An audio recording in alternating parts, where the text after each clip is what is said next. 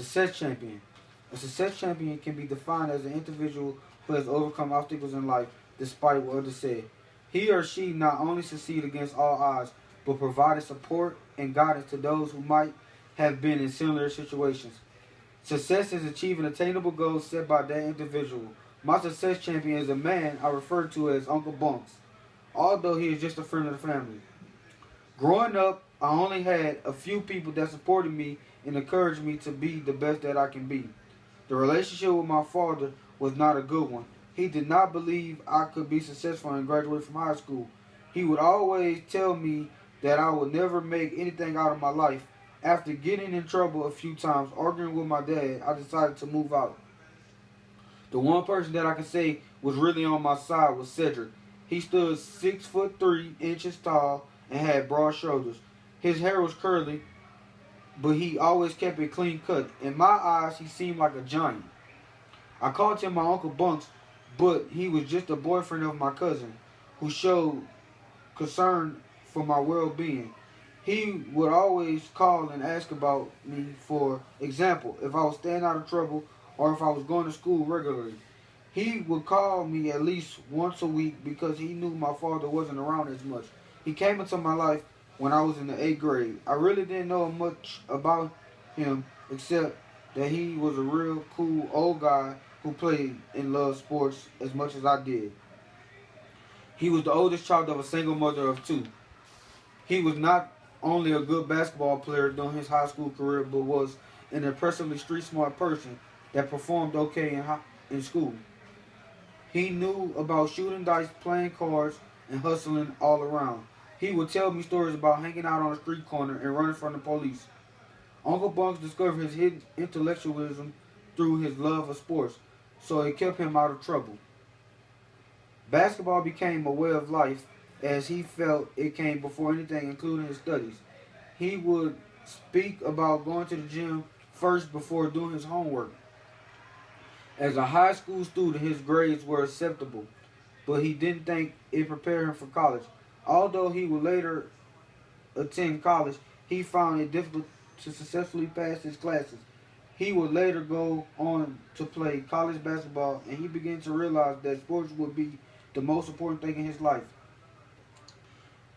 The sports world was more compelling than school because it was more intellectual than school. He started skipping classes and not doing his homework, which resulted to his grades dropping. Most of what he became an expert at would be from what he learned in the streets. Playing basketball in the hood made him an extensive problem solver, team player, and helped him develop his leadership skills. Much of his responsibility skills were developed from having a leader position on the basketball court. He would be able to make last-minute decisions on the court as well as lead his team to many championships.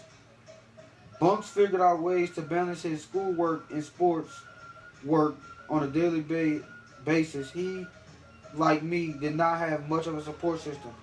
He was from a single-parent household where his mother always worked and did not support or encourage him in sports.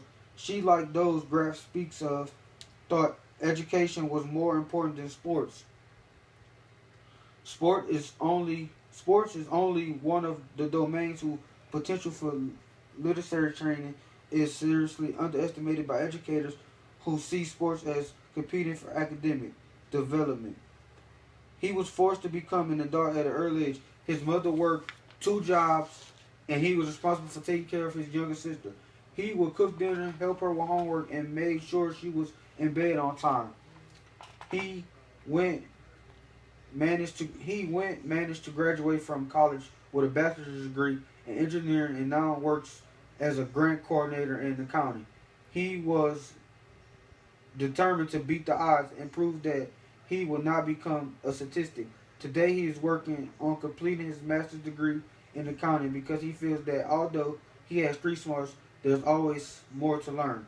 Uncle Bunks would tell me it was okay to play, but always said to make sure you work even harder. The philosophy has helped me a lot because it allowed me to prioritize the things I had to get done so I could have fun. When Bunks first met me, he could tell that I had a lot of street smarts like he did when he was my age. The streets showed me things that I could never learn in a book, like how to gamble, sell drugs, and how to defend myself. I knew more about the streets than my schoolwork, and that's why I struggled in school. Bunks told me that it was okay to be street smart, but he wanted me to be educated as well. Street smart make you successful in school, especially when problem solving. He would say he will also tell me about how school can't give you the real world experience, but the streets can. Although Bunks and my father did not get along very well, he still managed to provide me with advice and support, especially since my father could not. It was my junior year in high school. He would call me to see how I was doing, how football was going, and how I was doing in school.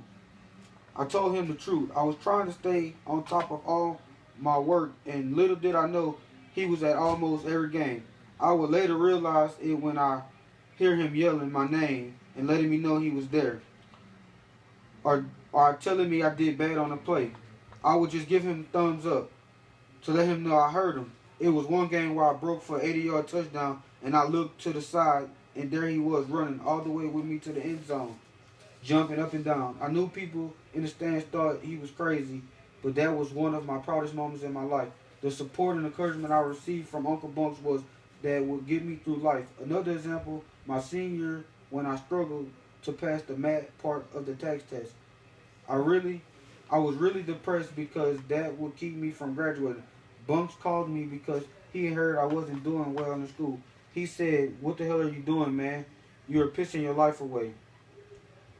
He had a way of talking to me like a father would, and it would make me feel bad. I had been skipping class and not turning in assignments, and you could just hear the frustration in his voice.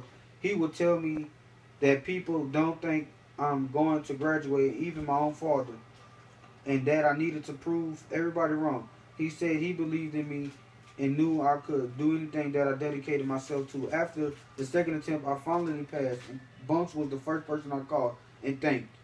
If it had not been for him, I would have given up on school. He called again to talk to me about going to college since I had graduated. He said today a high school diploma is a stepping stone that what the future holds. If you want a good paying job nowadays, you have to have a degree.